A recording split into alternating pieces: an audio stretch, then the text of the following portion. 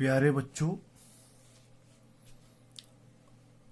अभी तक आपने गुणज और गुणनखंड के बारे में सीखा। मल्टीपल्स और फैक्टर्स। फॉर एग्जाम्पल, जैसे आपने बात सीखा गुणज के बारे में, आप भली भांति परिचित है इस शब्द से। गुणज जिसको हम बोलते हैं मल्टीपल्स। गुणज सिंपल, जैसे हम लिखेंगे दो के गुणज। दो के गुणज क्या होते हैं? 2, 4, 6, 8 इत्यादि। इसी प्रकार 3 के गुणज क्या होंगे? 3, 6, 9, 12 एंड सो ऑन। तो हम क्या देख रहे हैं? गुणज क्या होते हैं? सिंपली पहाड़ा होता है। जैसे 2 का पहाड़ा, 2 2 2 4, 2 3 6, 2 चौके 8, ये सारे के सारे क्या है? गुणज हैं, मल्टीपल्स हैं। सिमिलरली आपने गुणनखंड पढ़े कि गुणनखंड क्या होते हैं, जिसको हम बोलते हैं फैक्टर्स।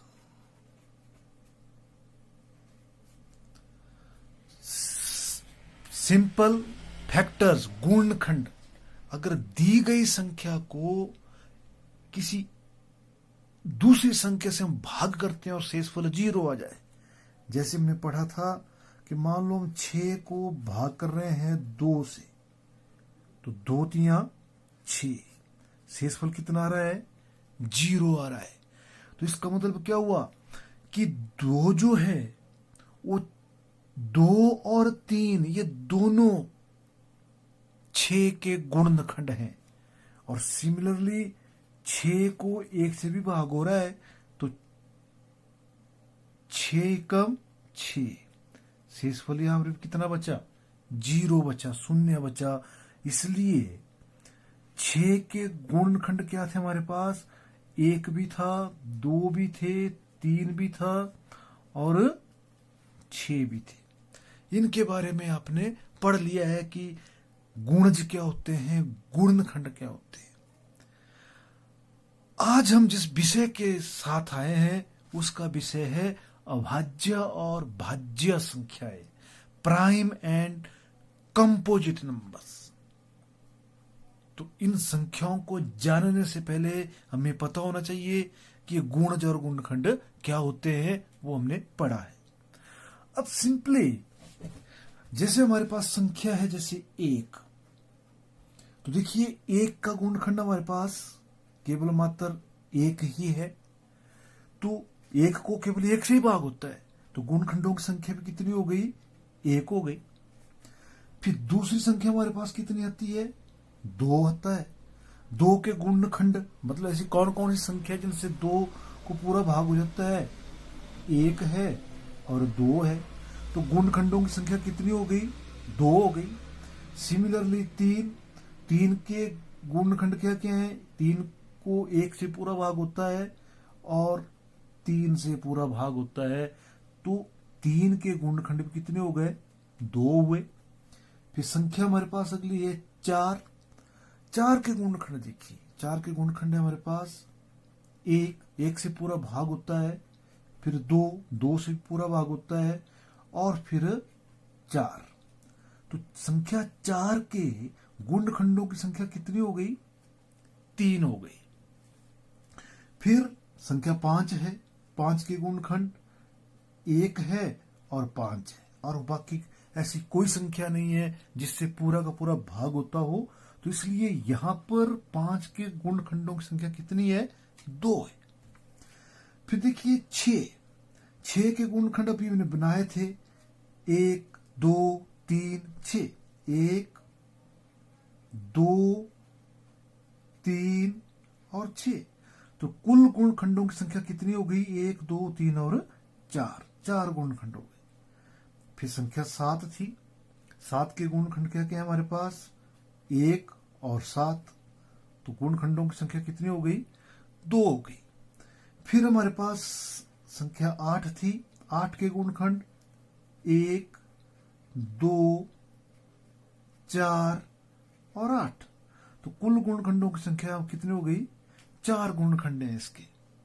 फिर सिमिलरली 9 के गुणनखंड 1 से भी भाग होता है पूरा, फिर 3 से होता है, और फिर स्वयं वो संख्या 9 से भाग होता है। यहां पर भी गुणनखंडों की संख्या 3 है। संख्या 10 है। 10 को देखिए 1 से पूरा भाग होगा, 2 से भी भाग होगा, 5 से भी भाग होगा, 10 से भी पूरा भाग होगा। इसलिए 1, 2, 5 और 10 जो है ये 10 के गुणनखंड हैं, फैक्टर्स हैं। तो यहां पर 1, 2, 3 और 4 फैक्टर है इसके। सिमिलरली 11 का 1 और 11 के सिवा और कोई संख्या नहीं है जिससे इसको भाग होता हो, तो इसलिए 1 और 11 के गुणनखंड है। तो कुल गुणनखंडों की संख्या कितनी हो गई? 2 हो गई। सिमिलरली संख्या 12, तो 12 के गुणनखंड देखिए 1 से, 1 वो संख्या है जिससे सभी संख्याओं को भाग होता है, और 2 से भी भाग हो जाएगा, 2 छके 12, 3 से भी भाग होता है, 4 से भी भाग होता है, 6 से भी भाग होता है, और 12 से भी भाग होता है। तो 12 के गुणनखंडों की संख्या कितनी हो गई? 1, 2, 3, 4, 5 और 6। तो देखिए, अगर हम इस सारणी को, इस टेबल को ध्यान से देखें तो हमारे पास क्या आ रहा है कि संख्या जो 1 थी, उस 1 का गुणनखंड हमारे पास 1 ही है, और संख्या 2 के 2 गुणनखंड है, संख्या 3 के भी 2 गुणनखंड है, संख्या 5 के भी 2 गुणनखंड है, संख्या 7 के भी 2 गुणनखंड है, और संख्या 11 के भी 2 गुणनखंड है। आगे भी हम इस तरह ज्ञात कर सकते हैं। तो देखिए,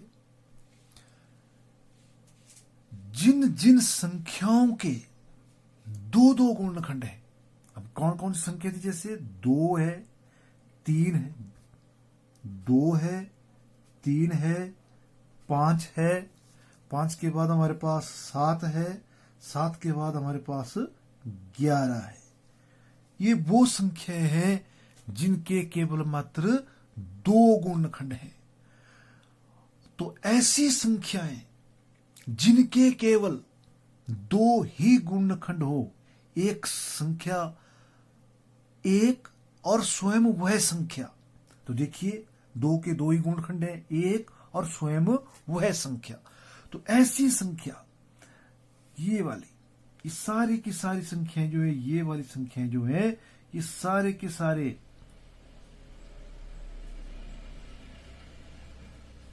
ये, इन सभी को हम बोलेंगे अभाज्य संख्याएं।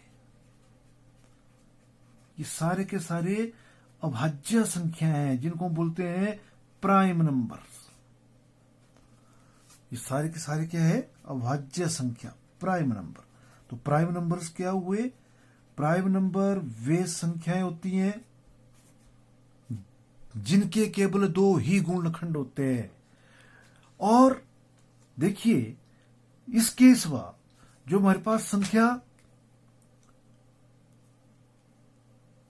4 है, 6 है, 8 है, 9 है, 10, 12, इन सभी संख्याओं के 2 से अधिक गुणनखंड हैं। और ऐसी संख्याएं जिनके 2 से अधिक गुणनखंड हो, उन सब को हम कहते हैं भाज्य संख्याएं, कंपोजिट नंबर्स। तो ऐसी संख्याएं जिनके 2 से अधिक गुणनखंड हैं, उन सब को बोलेंगे कंपोजिट नंबर, भाज्य संख्याएं। अब इस सारणी में आप देख रहे हैं कि एक ऐसी संख्या है जिसका केवल मात्र 1 ही गुणनखंड है। तो ऐसी संख्या जिसका केवल 1 ही गुणनखंड हो, उसे हम ना भाज्य का संख्या कहते हैं, न ही अभाज्य संख्या कहते हैं. We can say 1 is neither composite number nor prime number. तो इसके तो हम कह सकते हैं कि वे संख्याएं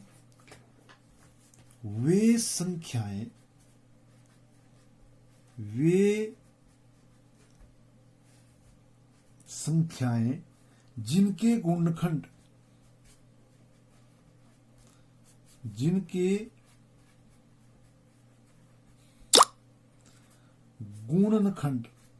फैक्टर्स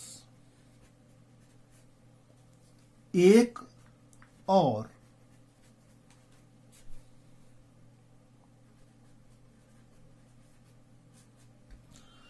स्वयं वह संख्या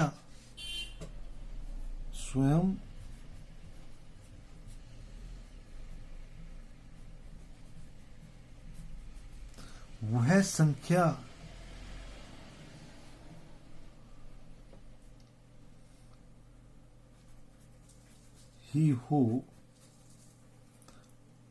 अभाज्य संख्या कहलाती है. अभाज्य संख्या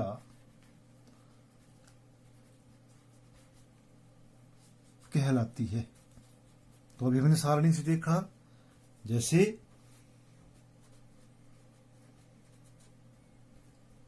2, 3, 5, 7, 11 एंड सो ऑन. तो ये सारी की सारी क्या है, ये हमारे पास प्राइम नंबर्स हैं. प्राइम नंबर्स, इनको बोलेंगे प्राइम नंबर, अभाज्य संख्या.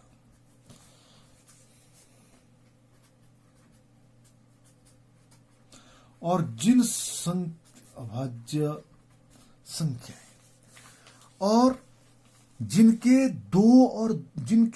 दो से अधिक थे, मतलब 3 या 3 से ज्यादा, उनको बोलेंगे हम भाज्य संख्या. भाज्य संख्याएं वे संख्याएं जिनके 2 से अधिक गुणनखंड हो. वे संख्याएं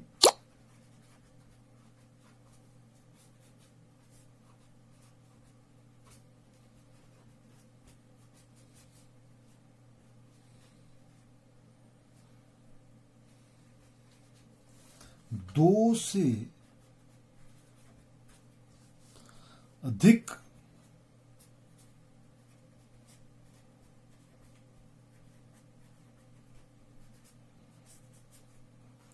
गुणनखंड हों, भाज्य संख्या कहलाती है.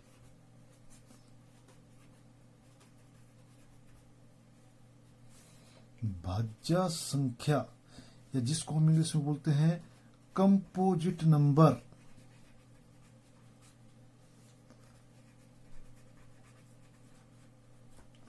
कंपोजिट नंबर भाज्य संख्या कहलाती है. जैसे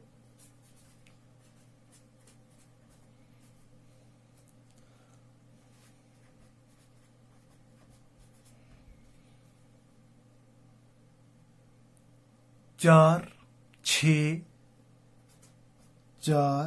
6, 8, 9, 12, ये सारी की सारी क्या होंगी, इस प्रकार की संख्याएं जिनके 2 से अधिक गुणनखंड हो. और एक ऐसी संख्या है जो ना प्राइम नंबर है, ना भाज्य संख्या है, ना ही अभाज्य संख्या है.